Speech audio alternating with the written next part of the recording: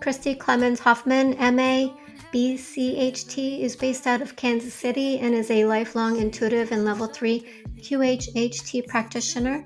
Christi is also a seasoned channel, Reiki Master, teacher, and spiritual coach. Her mission is to guide others in discovering the truth of who they are and the power they carry within them.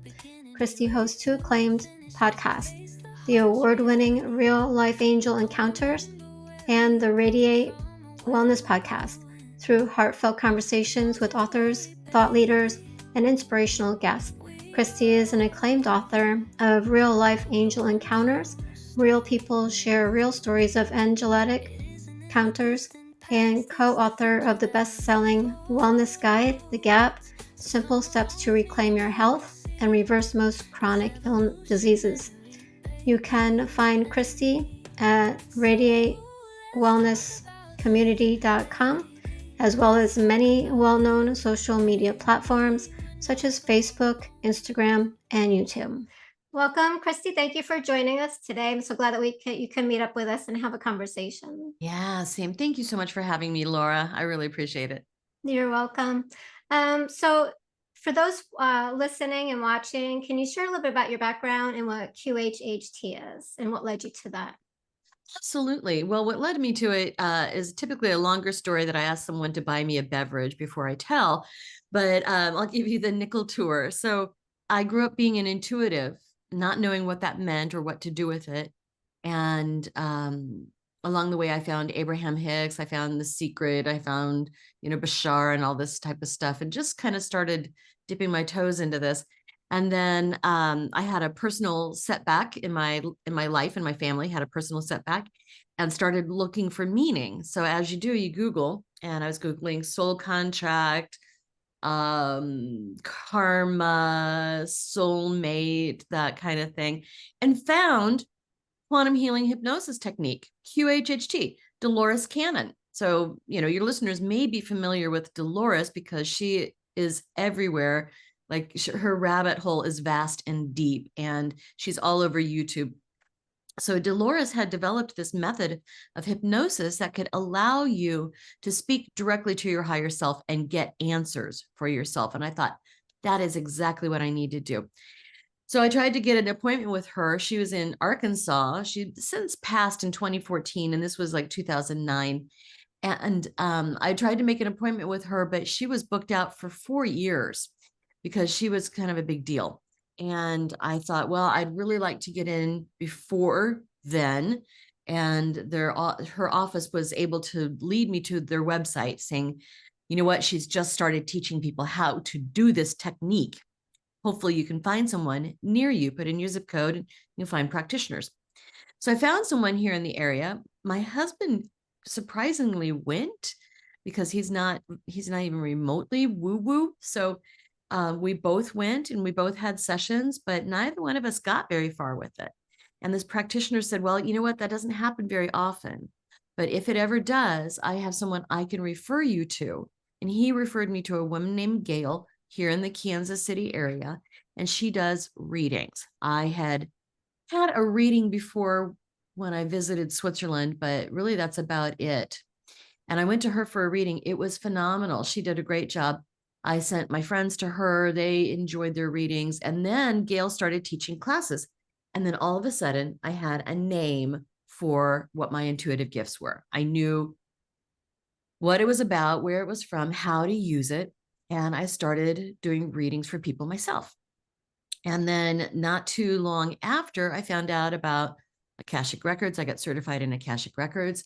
I also found out about Reiki. I had never heard of energy work before. So I got certified in Reiki 1 and 2. Years later, I went and got my master, Reiki Master. And then I was still working corporate at the time. And I got laid off from Hallmark. The great layoffs of 2015, there were lots and lots of us got laid off. And I knew I didn't want to be corporate anymore because that was sucking the soul right out of my body. And I decided I was going to start my own business. I started a wellness collaborative. I'd seen a model here in the Kansas City area, a brick and mortar space where practitioners and clients alike could go and network and meet each other and have services and do classes and things like that. I thought it was a wonderful idea.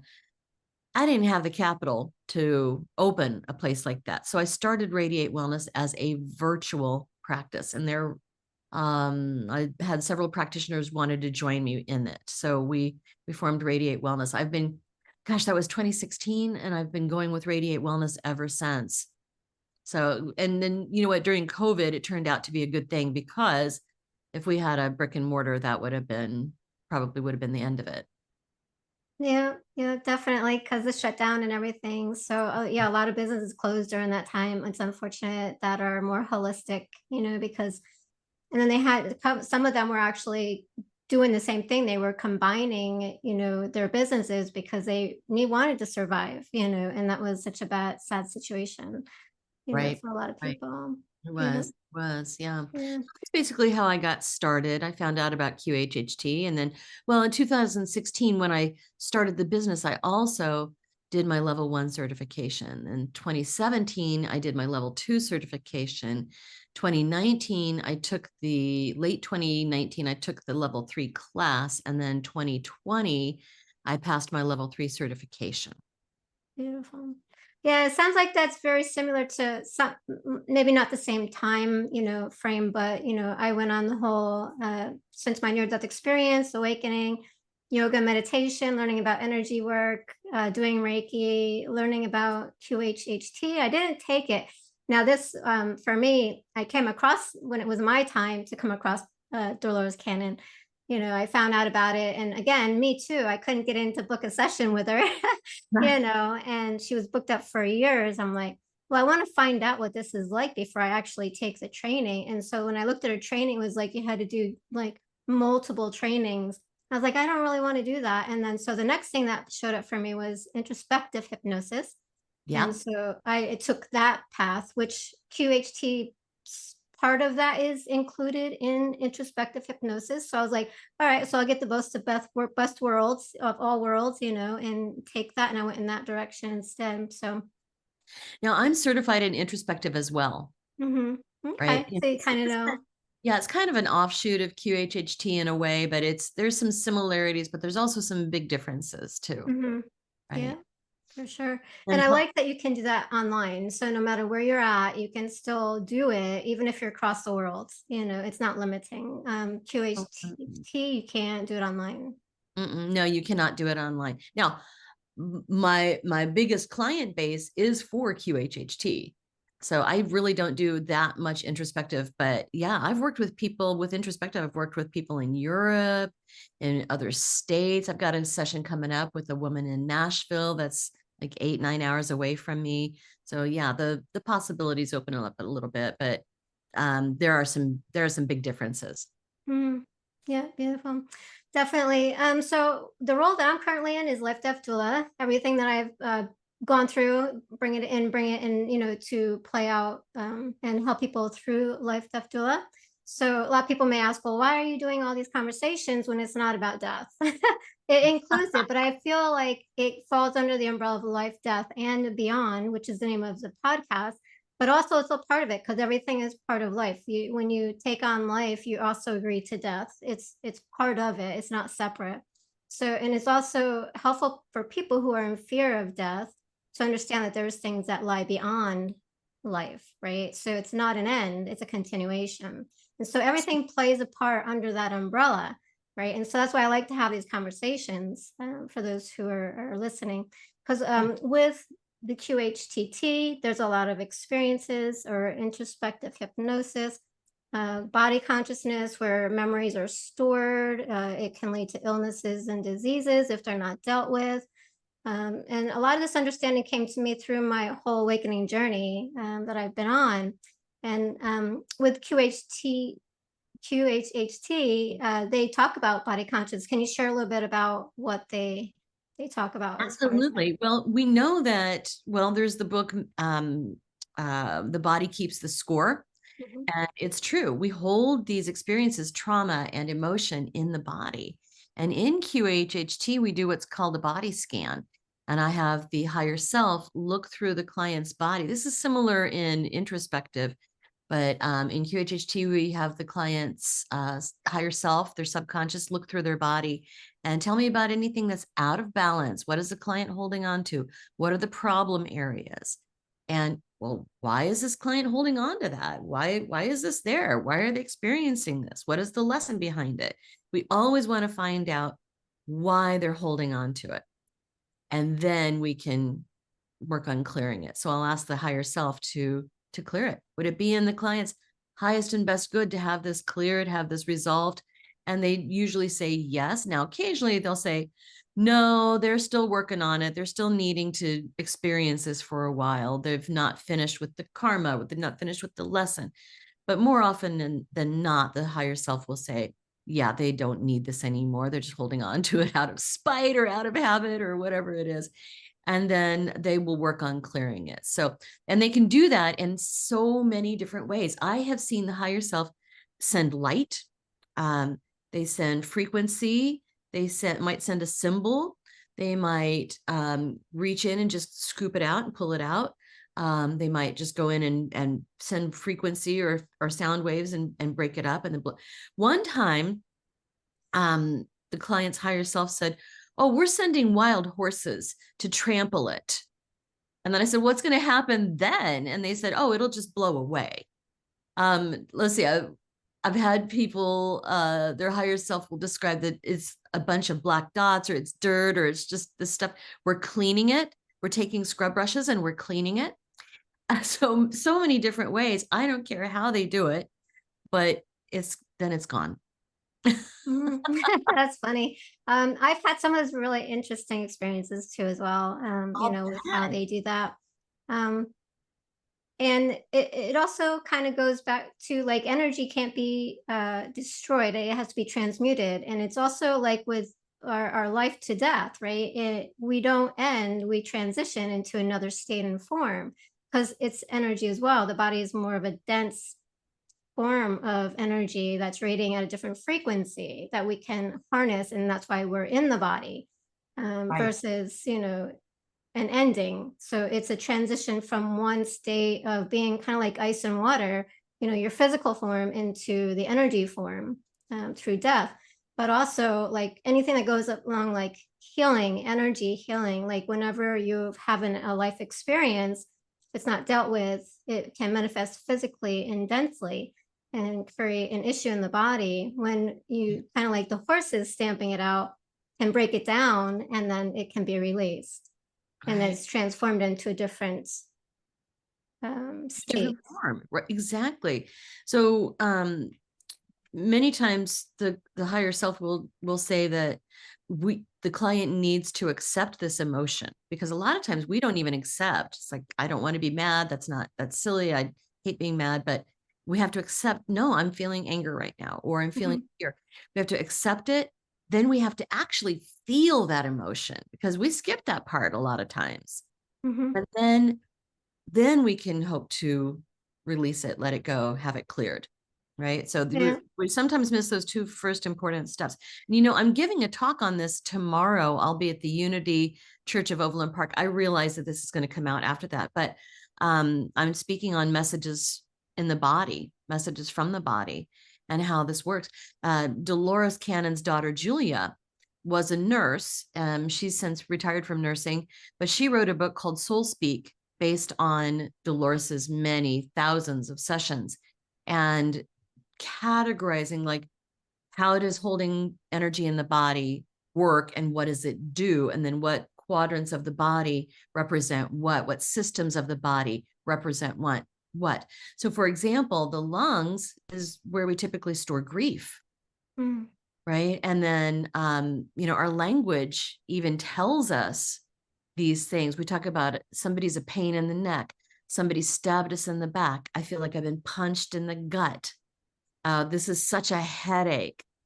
There's so many ways that we don't even realize that we understand what's at play here. Of course, there's Louise Hay's You Can Heal Your Life. There's also Messages from the Body, Their Psychological Meaning by Dr. Michael J. Lincoln. That's a go-to for me because he goes into really great details about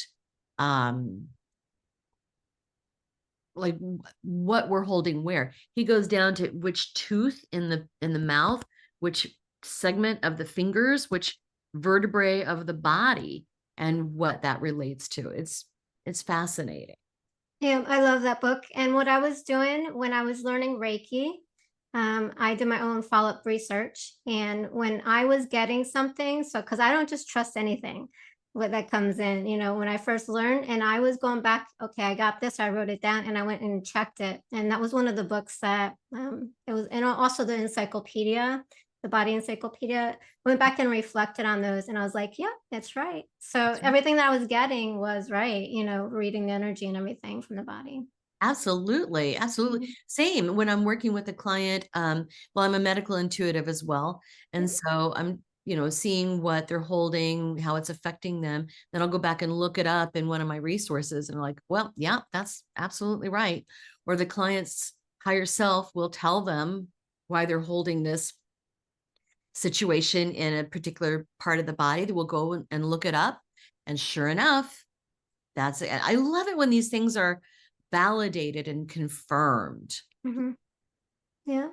Yeah. And I love the part that you talk about. There has to be a part of us that's willing to release and let go, because the guides, and they can help bring in the energy to trample it out.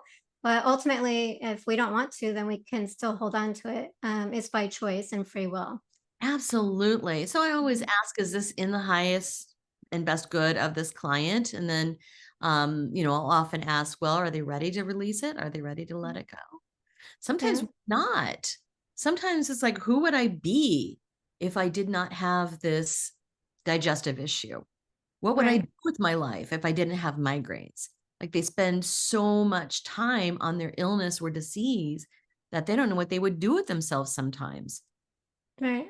Yeah. So, And then that goes along with their identity, their persona, and their ego and their attachments.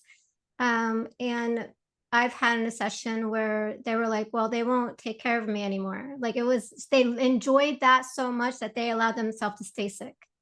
Yep.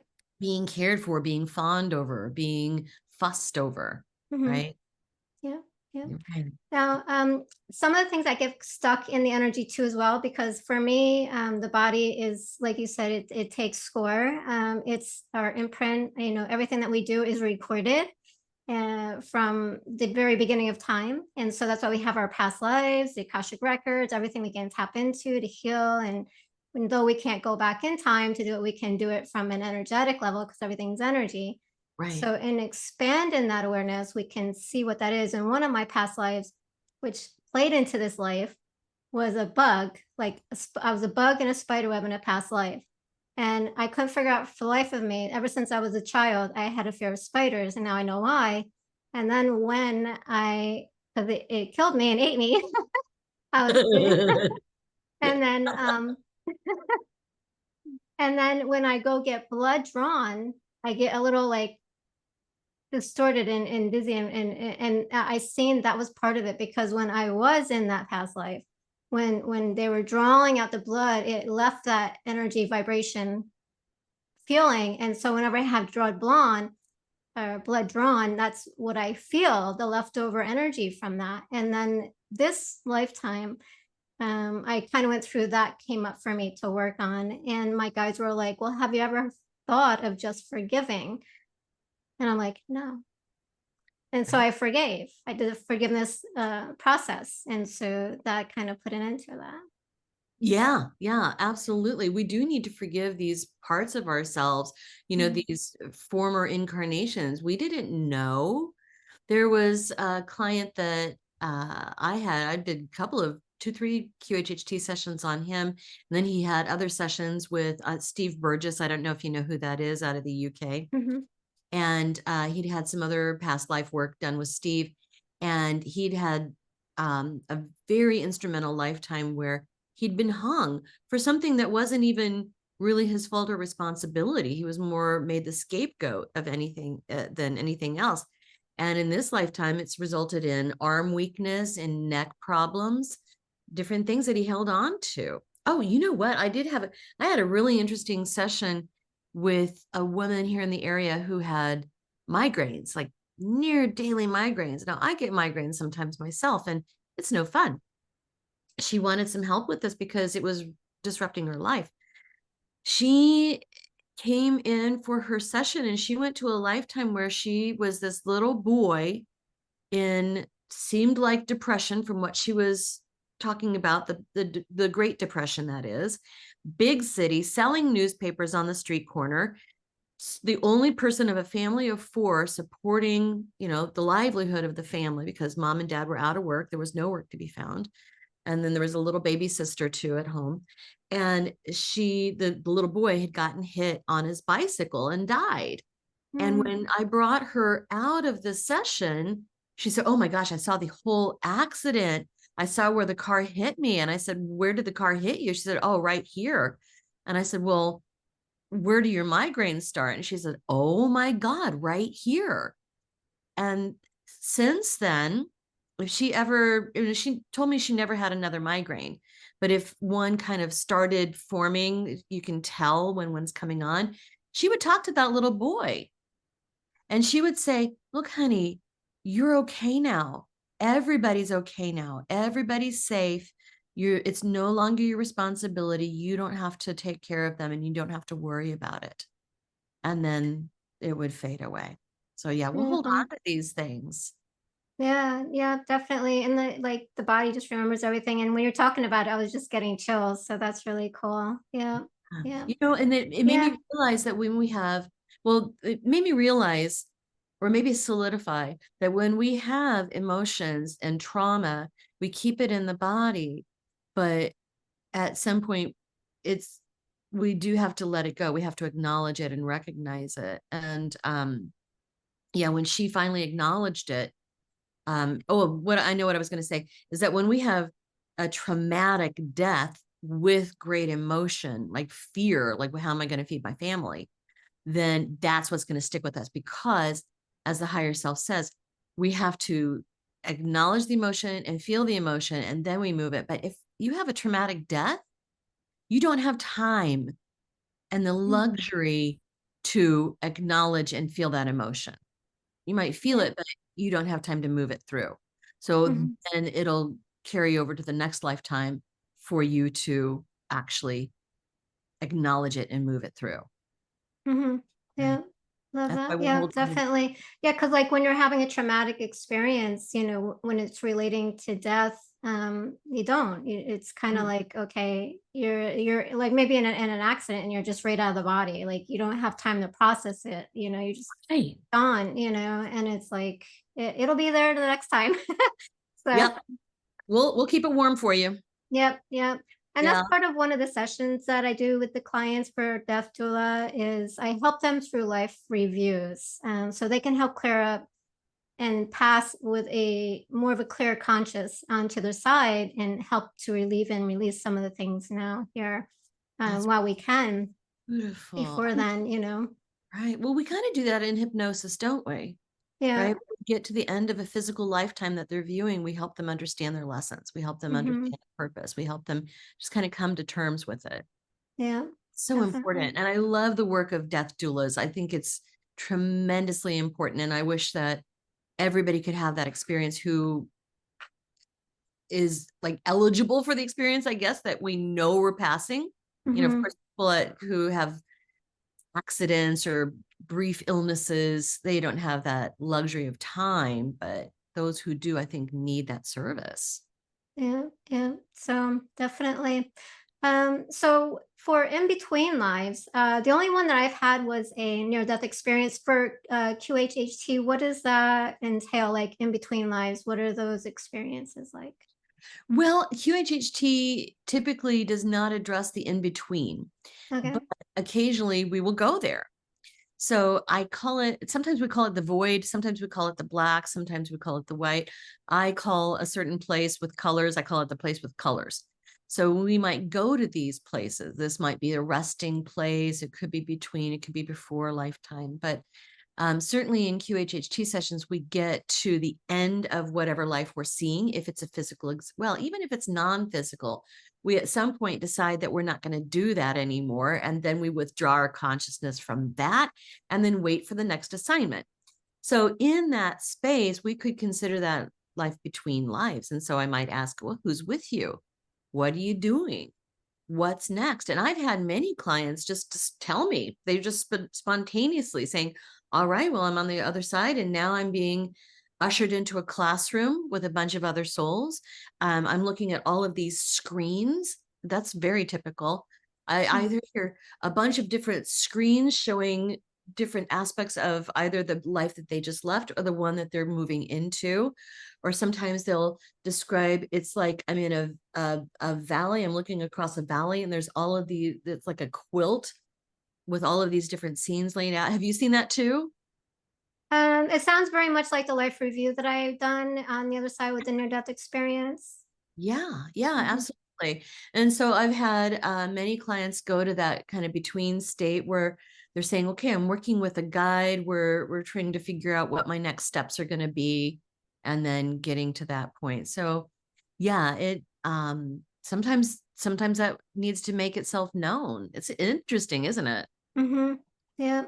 Now I've had a couple, I haven't really had them in the introspective hypnosis sessions where they're looking at the screens, but the near-death experience, and a lot of near-death experiencers talk about stuff like that, and then the void. And so maybe that's relatable to the in-between lives that you were talking about, the void where it's really black. So I think there's a lot of crossover between those, which we can, are relatable, Well, when I on those find when people topics. go to the void, they go to the black, they go to the white or gray or colors, it's always because they just need the experience of what it's like to exist. Just Mm. be, just rest. Nobody's bothering you. Nobody needs anything or wants anything. You don't have to deal with anything. You just get to experience existence. Mm. And it's always healing. People come out of that and they're transformed and they think, oh, I must be doing this wrong. All I'm seeing is black. It's like, no, darling, no, honey, you are exactly where you need to be. You are doing what you're supposed to be doing. And then the higher self, you always want to ask after they experience something in a lifetime, or they go to the void, or they go to the wherever it is. I always want to ask the higher self, okay, you could have shown this person anything, any lifetime, any experience at all, but you didn't. This is what you showed them. Why? Why is that? Why did they go to the black? Why did they go to the colors? Why is that? And then the higher self will always say, they just needed to be, they just needed to rest. It's always transformative and therapeutic. Okay, that's good insight for, when people do go into the void, what that represents. Because a lot of people are like, well, I was just in this pitch black. I was, and I couldn't see my body. It was so pitch black. There was nothing that existed. And then until the light came, and then I went with the other beings. But yeah, so Yeah. Yeah. yeah, It's perfect. a lot more common than you think to go to a place like that, like the Hmm. void. Yeah, I had someone yesterday. She started off in the void, and I said, "Well, this is where we're starting. Just stay with it. We're gonna, just stay with it. Everything clears up." And sure enough, she did. She experienced the void for a while and then moved past it. Perfect. Yeah. Yeah. Um, and have you had anywhere off planet sessions, or what's your most outstanding session where you had like off planet or beings other than the human race? So just like in Dolores Cannon's books with Nostradamus, she found a way to reach Nostradamus through a variety of sources. And I was doing some research at the time to find out about the different alien races. And Mhm. I just stumbled on a way to take clients to the Galactic Federation and just the Galactic Federation, like headquarters, for want of a better term. And so I'll take clients to the Galactic Federation headquarters. We find the registrar office where the records of all of the different members of the Galactic Federation are kept. We can walk through the Galactic Federation. One client I took there, the first one who actually found the registrar and received some help to understand who the different folks were there. He said, well, there's a meeting going on right now. And I said, well, see if you can sit in and join. And he was able to sit in on a Galactic Federation meeting. And I said, well, tell me all of the different beings that are around you. Well, there's a cat-headed being. Oh, there's a dog-headed being. There's a different type of dog-headed being. There's an amphibian. There's gray. There's blue. There's all these different things, and was able to describe these various things. Oh my gosh, so many lifetimes off planet. During some of these research sessions, the same client had gone to different lifetimes mining for crystals on different planets, or in one lifetime he was like an architect building villages and encampments on different planets for humans, because humans need oxygen and things like that. And it was like modular type of buildings. He's like, it sounded like a habit-trail, for hamsters or something. But he says, you take, this room over here, and then there's connectors, and you put the connectors together, and, you can go subterranean, you can go above ground. And he described all of that. And Americans and Russians were working together on these projects. That was interesting. So, so many. I'm sure you've had stories as well of being off planet. Not too many, because with introspective hypnosis, it's more about my experience with it is they're just working on themselves and their past lives and healing the body and everything. Well, I had a client who was carrying pain in her body from an accident she had as an ET, for want of better terms, a being from another planet. And she had been driving this kind of personal craft and had an accident with another being and caused great injury to this other being. And she carried the guilt of that and the pain from that accident into this lifetime. And then she was able to forgive herself for that accident, and she released a lot of the pain. So yeah, we have formative lifetimes, even off planet. Oh my gosh. There are so many clients where they're like maybe a light being or an orb, a just energy being, and then meeting up with other energy beings, other light beings, and having it be a completely transformative experience for them. Right. Yeah. So it can be extremely healing, especially for people who are newer to this planet, like the newer souls that are, maybe they haven't had that many incarnations here, or maybe they've volunteered to be here for our ascension, and they just need to know you're not alone. There are other light beings like you. There are other energy beings. There are other light workers, and let's go see them. Let's go see who else is on this mission with you. Yeah, and we've also, from my experience, it's a personal experience. We have multiple lifetimes going on at the same time also. Yep. So in this life, I had two boys. I did want one boy and one girl. And and I'm going to say it's like a soul thing, because like in me as the consciousness Laura, either is good, right? But for some reason, deep within myself, there was like this very deep sadness and tears and emotions that came up. My soul was, excuse me, wanting to have, a boy and a girl. And this lifetime, I didn't get that. And it was last year that I had an out-of-body journey, or whatever you want to call it, experience. Where I was taken. It was me, and then there was this being next to me, and we were observing this other life. And because I have a lot of out-of-body experiences, whether I'm awake or sleeping, and we were actually viewing this life going on with this mother and this daughter. And I was like, why am I being shown this? I was looking to the being. I was like, why am I being shown this? And that was my other life and having a daughter. And I woke up in the morning, I was so excited. It was like my soul was just at peace with that, knowing that I had a concurrent life as a mother and daughter relationship, and this life, the mother and the son. So we have a lot of different things playing out at the same time. And a lot of people don't realize that. They think this is just a one and done, situation. And I think that a lot stems from like false beliefs and religions and things like that. So, Right. Well, I mean, it's the beyond of the life, death, and beyond, isn't it? yeah. Right. So much more to life than what we think there is. And if you think about it, all other lives are concurrent because time does not exist like we think time exists. Time is not a timeline. It's more like a big tangled ball of string. Doctor Who said, timey-wimey, wibbly-wobbly stuff. And that's really how it is. My guides explained this to me in a couple of different ways. At first, they explained it as it's like a radio.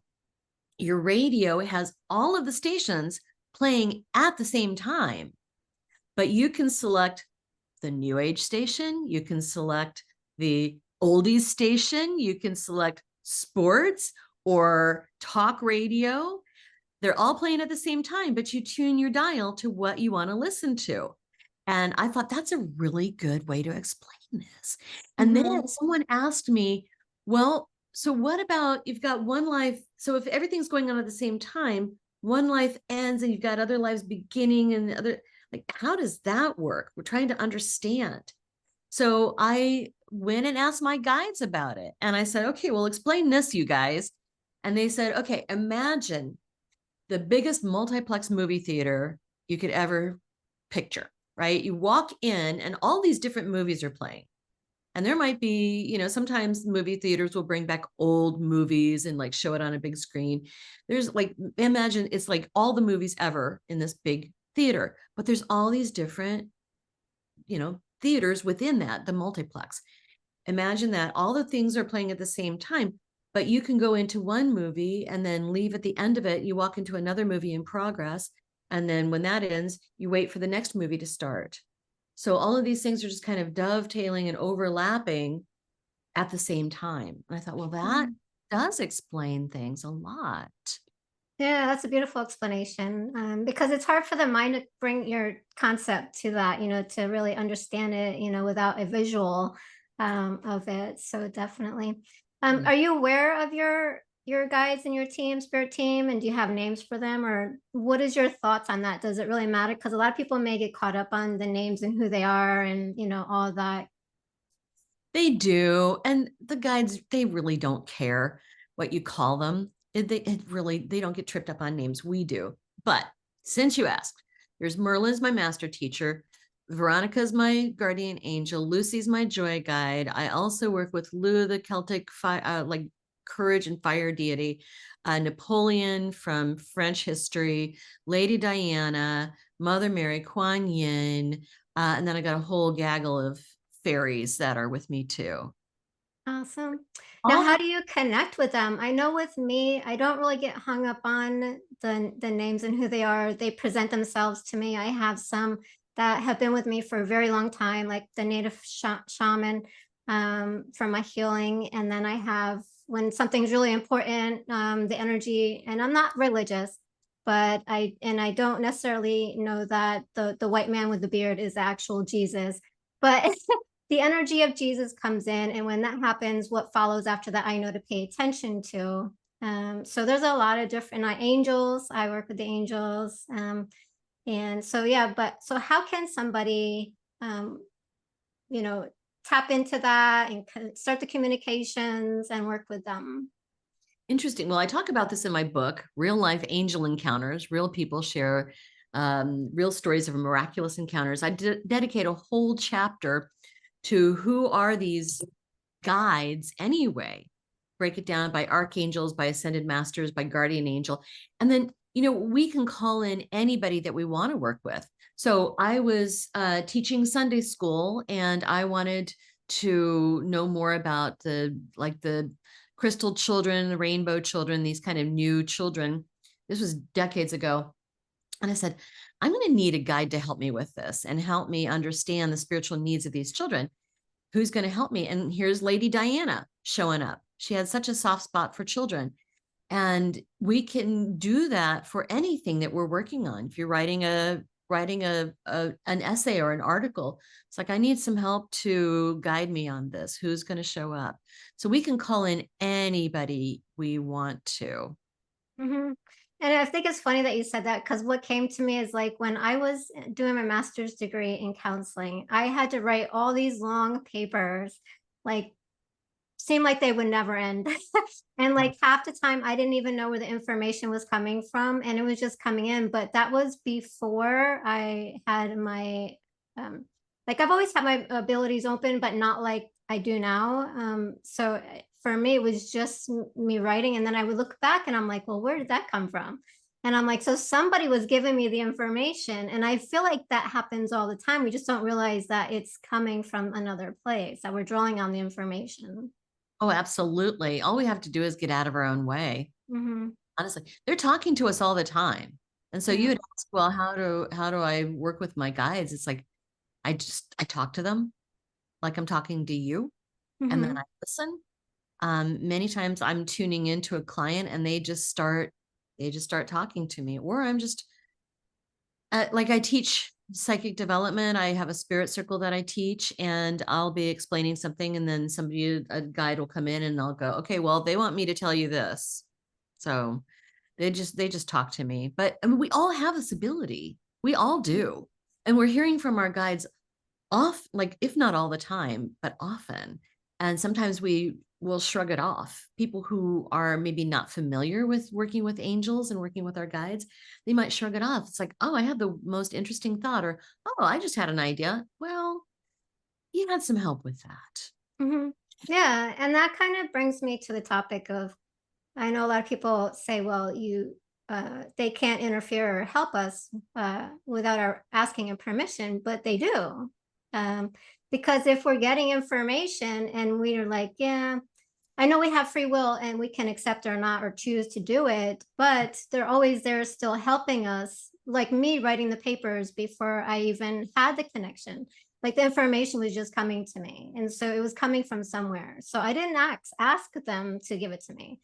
So, and I've had a lot of other experiences where they do on my behalf interfere. I've had where if I had gone down one road or if I went off the path, I could have gotten into an accident because the accident just happened.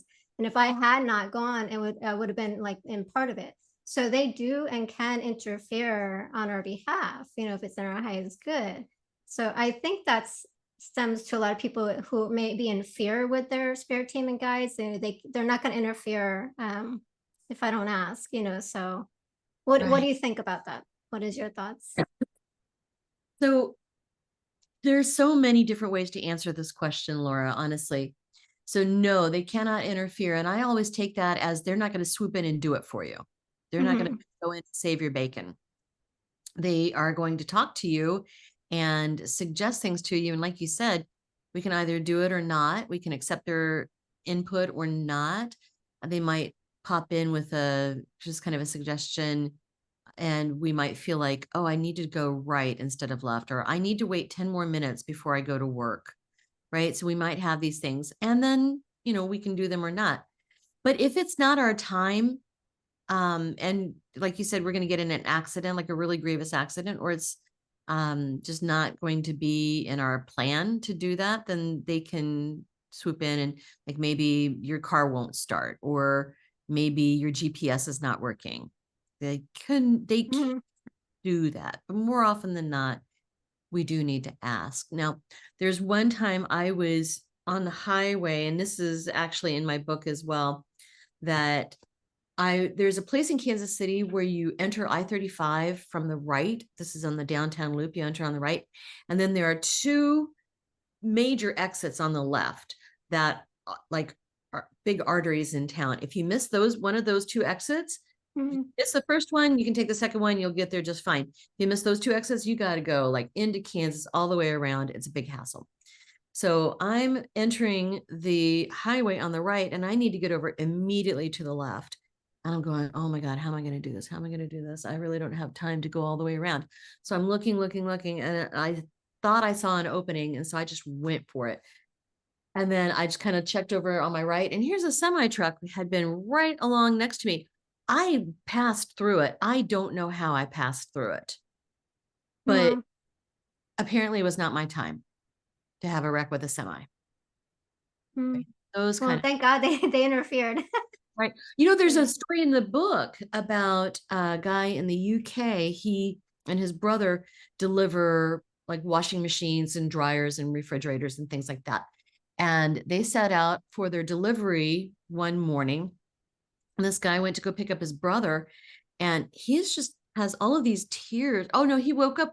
That's what it was. He woke up in the morning and he felt like he was in grief. He felt like someone had died in his dreams and he was just in grief. So he goes to pick up his brother, and like tears are streaming down his face. And his brother says, "What's going on?" And he goes, "I don't know. I had this weird dream last night. It felt like I was at a funeral. It felt like somebody's going to die, but I don't know what that's about. And I'm not really feeling sad about it, but I'm just like, I can't stop crying." And so his brother's like, "That's really weird." And so they go off to their first delivery, and he's just like got tears streaming down his face. His brother said, "So are you allergic to anything?" "I don't think so." "Like, did you just change your soap or your shampoo or something?" "No." Have you been sick?" "No." Couldn't figure out why he was crying. They get out to deliver the first thing, and he's no more tears are streaming down his face. They get back in the truck, and the waterworks are starting again. They just cannot figure it out. Mm, Well, they get on the highway, and this is like way out in like, I don't know, Scotland or middle of the UK, and the roads are super windy like this, kind of treacherous, really, these super windy roads. I've been in that area and it's super windy. And he's crying so hard that he can't even see the road. So he thinks, "I'm going to pull over at this." There's like a shoulder on one part. He pulls over, gets out, and then only to discover that the wheel, one of their wheels, is held on just like by one lug nut. If they had taken any of these curves, they would have been dead. So well, in that case, his angels, and he says, "I don't know who sent me all these tears, but somebody did," said, "Dude, we're not gonna we're not gonna let you drive on this windy road because you and your brother, it's not your time." mhm, I guess they could do that. He could have just kept going, just wiped his tears away. He could have kept going, or and it could, or had his brother drive. I don't know why he didn't, but he didn't. Um, but he pulled over, and that's exactly what he needed to do, mm, right? well, yeah. So also too, I wonder if that kind of plays now that I'm thinking about it and processing it, I'm wondering if that actually plays into soul agreements because did we make a soul agreement with them to come in and interfere before life in order for them to do that, or are they really interfering? So that kind of just came into me, and I'm kind of like, I wonder, you know. Because we do make soul agreements with, the ones that are with us from birth to death, like our guardian angel. Hmm. Maybe there might be other guides that come in with us, or our archangel. We have an archangel birth to death. So we'll have soul agreements. That's interesting. Maybe we need that experience to happen so that we all of a sudden wake up to the possibilities of angels working with us. I don't Yeah, know. yeah, yeah, maybe. I don't know. That's an interesting thought that just came in. So I'll have to research that. I love that. Yeah.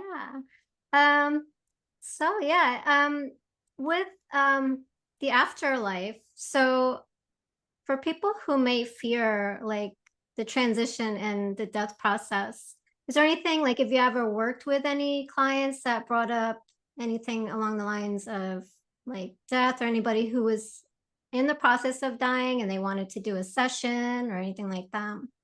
Well, I have worked with many people who had a fear of death, Hmm. but seeing that they've done it before is really helpful. So, Dolores Cannon's book, Between Death and Life, I think is very, very helpful. It's one of my favorite Dolores Cannon books. And she talks about, well, she doesn't, her clients do, because there are snippets of transcripts in her books.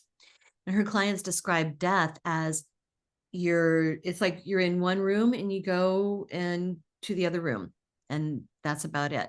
Now, a dear friend of mine passed of cancer a few years ago, and she was living in Scotland at the time, an American expat living in Scotland. And she chose to remain in Scotland for end of life because she got excellent health care under the government for practically free.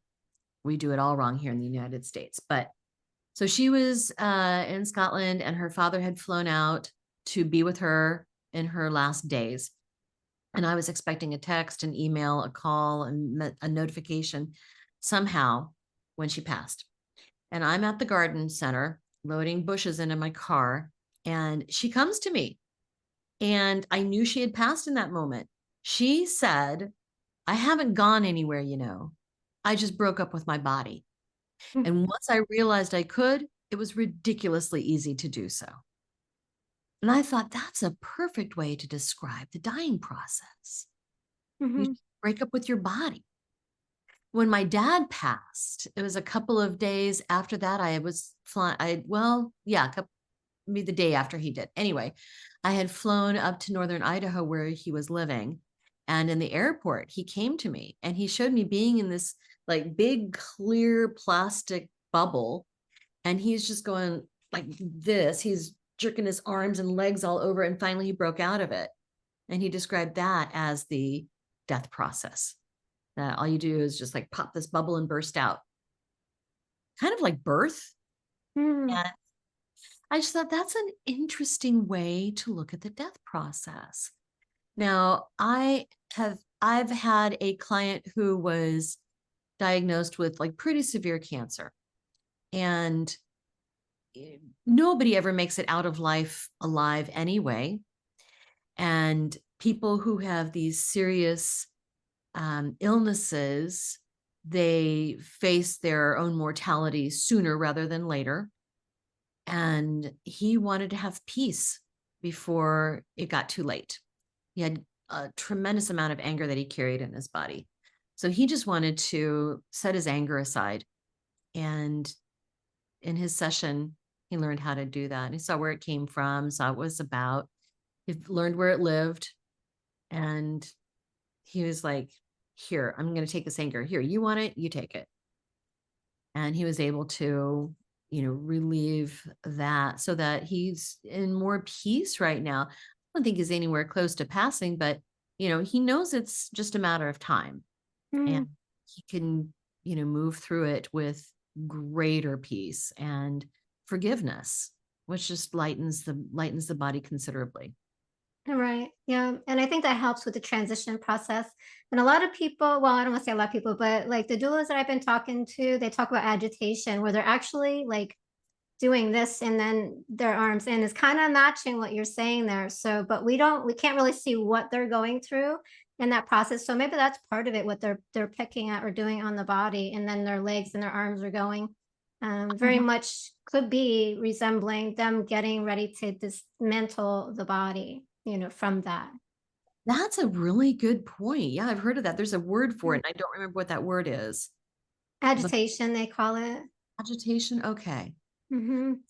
Um, that could very well be. When people are on their deathbed, they're dying, that they'll often talk about loved ones are here. Oh, look, there's mom. Mm-hmm. I've been with people in their hospice rooms, family members, and I've seen folks show up for them. I've seen with my uncle, one of his dogs had shown up, a German Shepherd. I forgot he even had a German Shepherd until the funeral, and the minister was saying, "Oh, and his beloved dog Gretchen." I was like, "Oh, right, that's who came for him. That's who was there." And so we have many, many stories of loved ones just talking or staring off into a corner and smiling all of a sudden because they recognize someone. Yeah, this is a Mm-hmm. pretty common occurrence. Yeah, yeah. And I've heard too through near death experiencers that the people that come for them aren't necessarily in our belief system, like people who may be Christians, they're expecting Jesus, but Buddha will show up. Or, if they're expecting their mother, their daughter will show up, or whatever the case may be, and I don't think it's anything to do with culture. From my experience on the other side, religion doesn't exist, cultures don't exist. None of that really exists. It's just here. So it's dismays all the belief systems that we live in, we believe in. It kind of puts an end to the illusion. When we have those experiences. Right. Yeah. Oh, absolutely. No, Yeah. there's experiences that we just might not understand. We can't explain, or we're not even aware of what's happening on the back end. But that doesn't mean it's not happening. I mean, we don't really think about gravity, but it exists. If somebody has never heard of gravity before, maybe they are in a rainforest tribe or something like that and never heard of gravity, it still works for them, right? Yeah. It still keeps them on the planet. So Yeah, even if you don't believe something, that doesn't mean that it's not going on. And yeah, the terms and the religious figures really don't have any boundaries whatsoever. Yeah, it's kind of limiting too. Like when we are getting ready to transition to, we just kind of let that all go, and just honor it for what it was when we had it, I think. I think so. Um, And many near-death experiencers who might be very religious when they have their experience might see some of the figures they'd be used to, Jesus and God and Mother Mary. But yeah, they can also have other beings show up in those near-death experiences. It doesn't really necessarily align with their beliefs. yeah, beautiful. And I want to honor your time, so I want to kind of start bringing it into a close. So, as part of your legacy and everything that you're doing, how do you see that playing out for you, and what would you like to leave behind? Oh, well, I'm very pleased with my first book, Real Life Angel Encounters. Real people share real stories of miraculous encounters.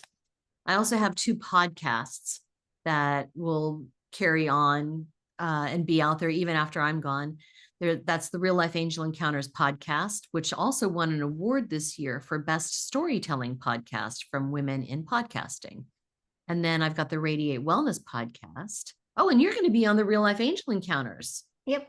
Yep, So you just for are. the audience, we're going to be switching interviews. Right. We're going to trade roles. So you're going to be on that. I also have the Radiate Wellness Podcast, and I talk to thought leaders and practitioners and authors from around the world, people like Raymond Moody, who first coined the term near-death experience. He's delightful, and we'll call and talk for hours. Dr. Eben Alexander was on the podcast. He's also had a very well-documented near-death experience. David Ditchfield, same thing. Susan Walter had a near-death experience, and she's 2 near-death experiences, and she's been on both of my podcasts, as has David Ditchfield, and their stories are both in my book too. I've had Whitley Strieber on on Radiate Wellness, and Sheila Marcus Gillette. So some big names. So that's really what I'm hoping will live on. And I'm working slowly on a book about the QHHT work that I'm doing. I would like to maybe put out all of the research work that I've done on other alien races. Beautiful. And where can they find you if they wanted to book a session and see what you're doing? Absolutely. RadiateWellnessCommunity.com. There's information about me, all of the things I do. You can find links to the book. You can find links to the podcast. You can listen to both podcasts on the website. You can schedule an appointment. You can learn about the other great practitioners with Radiate Wellness. We have 3 other practitioners available to do a variety of things. You can find out about our classes and our events that are upcoming. So a lot of information there. Thank you. And for a quick reflection on our conversation, and when you think about life, what is one word that comes to mind? Adventure. And when you think about death, what's one word that comes to mind? Adventure. And when you think about the beyond, what's one word that comes to mind? Okay, sounding like a broken record here. Adventure. Love it. It's all Thank for you. learning. Beautiful. Well, thank you so much, Christi, for joining us and sharing your journey and everything that you're doing. Thank you, Laura. I really appreciate the opportunity to talk about this. It's my favorite thing. You're welcome. Let's talk about death, baby. Let's talk about you and me. We're not the one and only.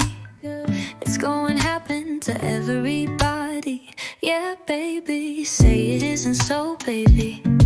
It's the truth, don't you know, baby? We're all consciousness, living out our reason in a world of